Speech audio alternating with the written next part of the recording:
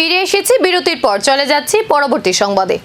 মাদক বিরোধী আন্দোলন করতে গিয়ে আন্দোলনকারীদেরই গ্রেফতার করা হচ্ছে এমন অভিযোগ তুলে সরব হয়েছে ডিওয়াইএফআই। এই ঘটনার প্রতিবাদে বৃহস্পতিবার পশ্চিম জেলার পুলিশ সুপারের কাছে ডেপুটেশন প্রদান করে সংগঠনটি।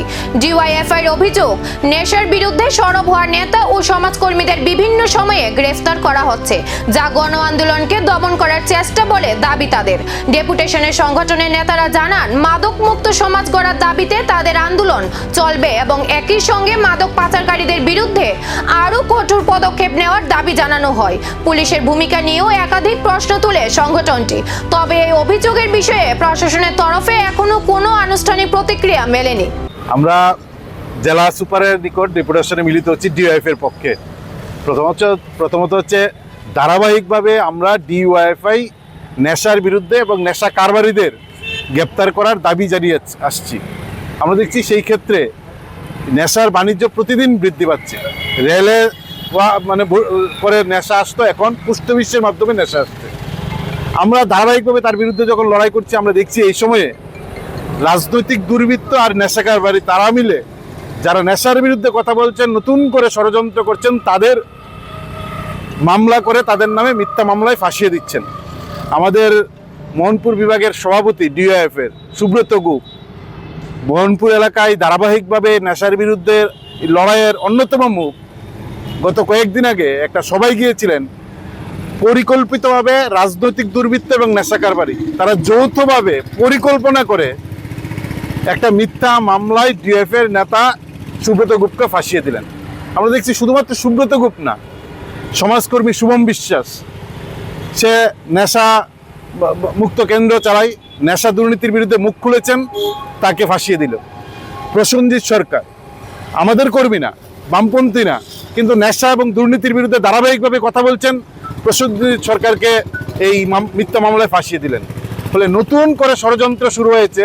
নেশা দুর্নীতির বিরুদ্ধে কথা বললেই তাদেরকে নতুনভাবে ষড়যন্ত্র করে রাজনৈতিক দুর্বৃত্ত এবং নেশাকারীরা যৌথভাবে পরিকল্পিতভাবে তাদের মিথ্যা মামলায় ফাঁসিয়ে দিচ্ছেন।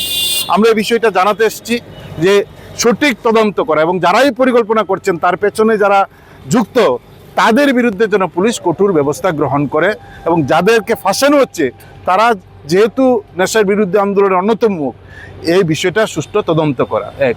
2 নম্বর হচ্ছে, আমরা দেখছি এই সময়ে সমাজের মাধ্যমে সরকার বিরোধী কোনো কথা বললেই বিজেপি মামলা করছে, পুলিশ দ্রুত গিয়ে তাদেরকে গ্রেপ্তার করছেন, জেল খাটাচ্ছেন। আর তাতে উৎসাহিত হয়ে সরকার বিরোধী সোশ্যাল মিডিয়াতে কেউ কথা বললে এখন বিজেপির দুর্বৃত্তরা তাদের ধরছেন, মারছেন, কান ধরে উঠবোস করাচ্ছেন, বাড়িতে গিয়ে আক্রমণ করছেন।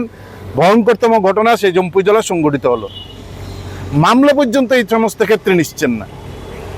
আর তার সঙ্গে আমরা যেটা বলতে চাই, গতকালকে আমরা দেখলাম সংবাদ মাধ্যমের মধ্য দিয়ে নেশার বিরুদ্ধে কথা বলছেন একজন মন্ত্রী, এবং আমরা বলবো যে গোটা রাজ্যের মানুষ আপনারা দেখবেন যে রাজ্যের মন্ত্রী টিঙ্কু রায় গতকালকে সংবাদ মাধ্যমের কাছে নেশা নিয়ে কথা বলছিলেন, অনেক কথা বলছেন, কিন্তু একটা বার নেশা কারবারি, নেশা বাণিজ্যের বিরুদ্ধে একটা শব্দ উচ্চারণ করলেন না।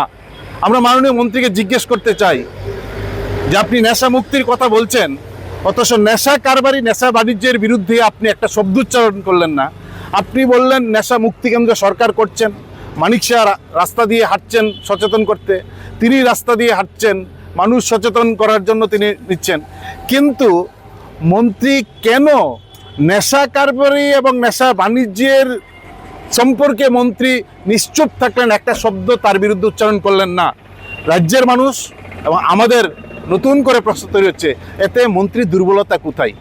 কেন মন্ত্রী নেশা কারবারি, নেশা বাণিজ্য, নেশা পাচারের বিরুদ্ধে কথা বললেন না?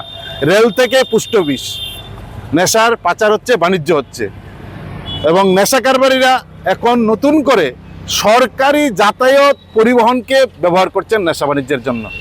ফলে এই সরকারের ব্যর্থতা ডাকতেই নেশা কারবারির বিরুদ্ধে কেন সরকার এবং মন্ত্রী কথা বলছেন না জানি না। কনভিকশন রেট হচ্ছে 3.09% নেশার, ফলে 97% নেশা কারবারি যা মামলা হচ্ছে তারা মুক্ত হয়ে যাচ্ছেন।